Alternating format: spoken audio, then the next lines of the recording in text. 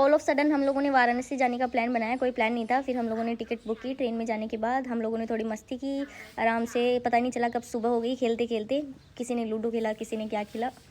फिर उसके बाद ट्रेन की कुछ दृश्य लेते हुए, इतना अच्छा सूरज लेते हुए, कुछ हवा बालों पे खाते हुए हम लोग पहुंच गए वाराणसी। वाराणसी में हमने एक रिक्शा किया जिसने 150 रुपीज़ लिए सबके।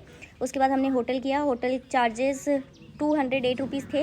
होटल काफ़ी अच्छा था, क्लीन था एंड ऑल्सो काफ़ी नियर था दशानंद घाट के। फिर हम लोग रात को ही वहाँ से फिर से सेम ऑटो में थोड़ी मस्ती करते हुए सेम ऑटो में हम दशानंद घाट पैदल ही चले गए, क्योंकि रिक्शा वाला काफ़ी पैसे मांगे। ये है काशी चाट भंडार जो काफ़ी फेमस है। फिर हम लोगों ने थोड़ा तिलक लगाया। हम ऐसे करते करते पहुंच गए दशानंद घाट। वहाँ पे आरती ऑलरेडी हो चुकी जब तक हम लोग पहुँचे थे। तो हम लोगों ने थोड़ी आसपास घूम के थोड़ी मस्ती की। ये गोल्डन बॉय से मिले। फिर उसके बाद यहाँ पे ये जो दिए, बड़े बड़े दिए रखे हुए हैं, इन लोगों इनसे ही वो लोग आरती करते हैं। फिर हम लोगों ने थोड़ी ठंडाई ट्राई की, दूध ट्राई किया, थोड़ा लोकल फूड ट्राई किया, इधर उधर घूमे। सुबह हम लोग पहुँच गए काशी विश्वनाथ मंदिर। वहाँ पे फ़ोन अलाउड नहीं है। वहाँ से दर्शन करके हम लोग रास्ते में थोड़ी फ़ोटोज़ लेते हुए, खाना खाते हुए, ब्रेकफास्ट करते हुए, वहाँ पे एक ये खिचड़ी बाबा का मंदिर भी था। वहाँ पे गरीबों को खाना खिला रहे थे ये लोग सुबह 8 बजे से 12 बजे। फिर उसके बाद हम लोग दशानंद घाट, अस्सी घाट, ये सब घाट जाके मणिकर्णिका का घाट पहुँच गए। मणिकर्णिका घाट का जो व्यू था वो काफ़ी स्ट्रेंज था। वहाँ पे जो है कहा जाता है कि 300 से ज़्यादा चिताएँ जलाई जाती है और कभी चिता शांत नहीं होती है। ये सबसे बड़ा शमशान घाट कहा जाता है और यहाँ पे आने से मोक्ष की प्राप्ति होती है, ऐसा भी कहा जाता है। इसके काफ़ी सारे रहस्य हैं जो कि अभी तक क्लियर नहीं है। और यहाँ पे एक ही टाइम पे चिता भी जलती है, एक ही टाइम पे सेलिब्रेट भी किया जाता है। और इस टाइम पे कुछ फैमिली मेम्बर्स अपनी किसी प्रियजन को का अंतिम संस्कार कर रहे थे, तो हम लोग वहाँ से निकल गए। वहाँ से निकलने के बाद हम लोगों ने फिर हम लोग चले गए दशानंद घाट की तरफ। एंड काफ़ी फोग हो रखी थी इस टाइम पे, काफ़ी भीड़ भी थी इस टाइम पे, तो कुछ क्लियर नहीं दिख रहा था बट ठीक था। उसके बाद हम निकल गए। चलते चलते हम लोग हमने ये मल्लइयो जो फेमस है काल भैरव मंदिर की तरफ जाने का डिसाइड किया, क्योंकि जब भी आप विश्वनाथ मंदिर का दर्शन करते हो तो काल भैरव मंदिर आपको जाना ही होता है। कुछ बनारस की गलियों में घूमते हुए, कुछ छोटी छोटी वीडियोस रिकॉर्ड करते हुए, ओम नमः शिवाय बोलते हुए हम लोग पहुंच जाते हैं काल भैरव मंदिर। वहाँ से दर्शन करने के बाद फिर हम लोग बाहर आते हैं, यहाँ पे चप्पल उतारते हैं, यहाँ पे हम फिर निकल जाते हैं हम अस्सी घाट की तरफ।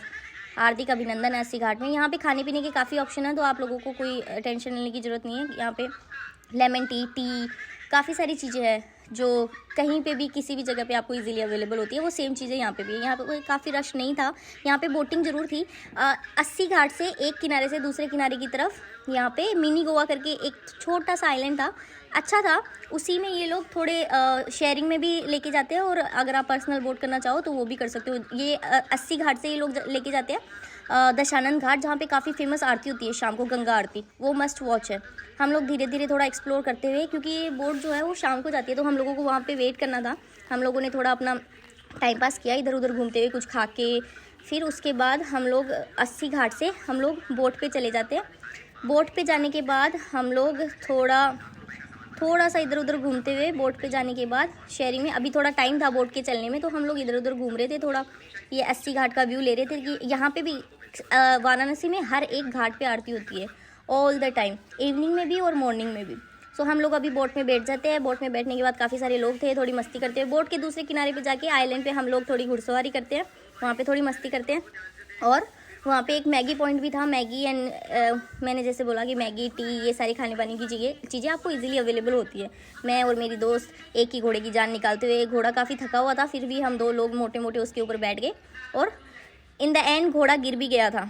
फिर उसके बाद हम लोगों ने ये बनारसी लिट्टी चोखा जो काफ़ी फेमस है वहाँ का, ये ट्राई करने का सोचा। मुझे बनारसी लिट्टी चोखा इतना अच्छा नहीं लगा, बट एक जो चीज़ थी इस रेस्टोरेंट की, इस कैफ़े की, वो ये थी, यहाँ का व्यू काफ़ी अच्छा था।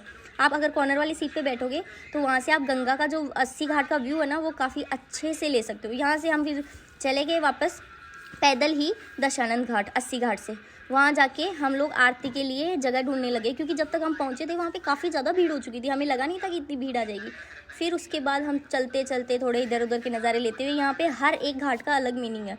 तो फिर उसके बाद थोड़ी छोटी छोटी जो शॉप्स है, कहीं फूल बिक रहे थे, कहीं क्या बिक रही, ये आरती स्टार्ट हो चुकी थी। आरती इतनी रोमांचक थी, आरती नेक्स्ट टाइम हम लोगों से क्या गलती हुई कि हम लोग लास्ट मोमेंट पे वहाँ पे पहुँचे थे, तो हमें कोई अच्छी जगह नहीं मिल पा रही थी और इतनी ज़्यादा भीड़ थी। और शाम के टाइम पे जो नाव थी, अगर आप बेस्ट व्यू वहीं से आता है, नाव से बैठ के सामने से आप आरती देख सकते हो, लेकिन वो लोग काफ़ी चार्जेस कर रहे थे, लाइक 1000 रुपीज़, 1500 रुपीज़, 3000, जो वर्थ नहीं था। तो हम लोग कैसे जैसे करके कॉर्नर में बैठ के दूर से डिस्टेंस से आरती को एंजॉय कर रहे थे।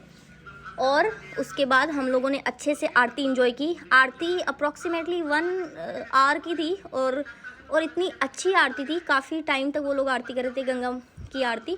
और इतनी भीड़ थी, फॉरेनर्स भी थे वहाँ पे, काफ़ी लोग थे वहाँ पे, और सब लोग आरती को एंजॉय कर रहे थे। उसके बाद थोड़ा आरती होने के बाद, आरती कंप्लीट होने तक हम लोग वहीं पे बैठे रहे, अच्छे से कभी वीडियो रिकॉर्ड कर रहे थे तो कभी आरती को एंजॉय कर रहे थे। और सब लोगों का जो फ़ोन था उसकी फ्लैश लाइट ऑन थी। सब लोग, ऐसे लग रहा था जैसे कि आरती के दियों की रोशनी अलग थी, बट सबके फ़ोन की स्मॉल जो लाइट्स होती है, फ्लैश लाइट, वो अलग ही चमक रही थी। तो आप वीडियो में भी देख सकते हो। तो इससे पता चलता है कि अंधेरे में कितने लोग थे वहाँ पे, कितनी ज़्यादा लोग वहाँ पे आते हैं। और ये जो दशानन घाट है, वहाँ की आरती ही फेमस है। यहाँ पे और भी घाट है, वहाँ पे भी आरती होती रहती है। हम लोग भी कंफ्यूज हो गए थे, हम लोग पीछे वाले घाट पे रुक गए थे, और बट किसी ने बताया कि नहीं, दशानन घाट दूसरा है। तो हम लोग वहाँ गए और हम लोगों ने अच्छे से ये लाइव जो फेमस आरती है वो अटेंड की। और उसके बाद हम लोगों ने, पंडित जी ने हमें प्रसाद दिया।